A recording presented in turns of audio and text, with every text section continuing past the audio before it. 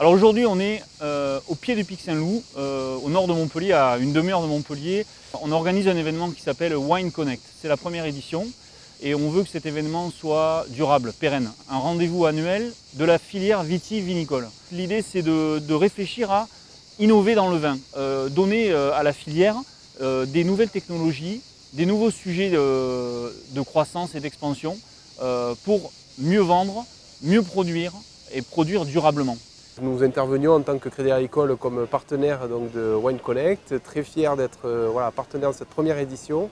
Bien sûr, Crédit Agricole, on a une place très importante en termes de part de marché auprès de l'ensemble de cette clientèle. Et pour nous, c'était naturel d'être à Wine Connect, un lieu encore une fois où on a parlé de beaucoup de choses, et notamment de nos tourismes.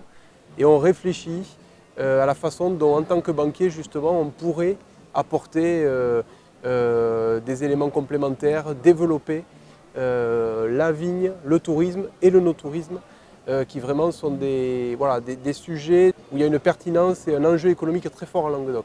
Cet événement, il est né de la rencontre de plusieurs personnes et de plusieurs associations. Évidemment l'Amélie, mais aussi Racine Sud sur le volet international, Vinceo qui est la filière vitivinicole de la région Occitanie, Aerospace Valley qui est un cluster autour du spatial. L'idée c'est quoi? C'est de réunir un certain nombre de personnes, on attend 200 personnes ce soir, qui sont certains de la filière en amont ou en aval, des vignerons, des viticulteurs, des embouchonneurs, embouteilleurs, mais aussi de les faire croiser avec des consultants, des SS2I ou ESN, des startups, des entreprises innovantes et aussi des consultants de tout secteur d'activité. Et donc on va les faire travailler sur des thématiques par des ateliers d'idéation sur le volet international, le digital, le no-tourisme ou les technologies.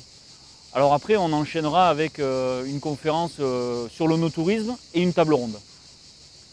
Cette table ronde, elle va aborder ces sujets-là.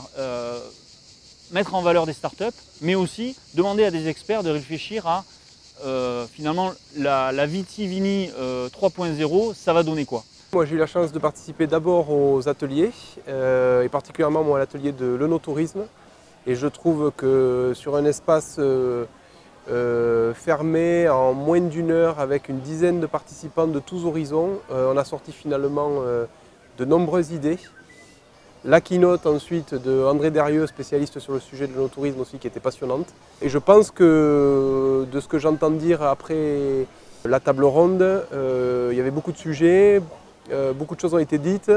Il faut maintenant laisser sédimenter, j'ai envie de dire, tout ce qu'on a entendu, mais il y avait plein de bonnes idées à capter.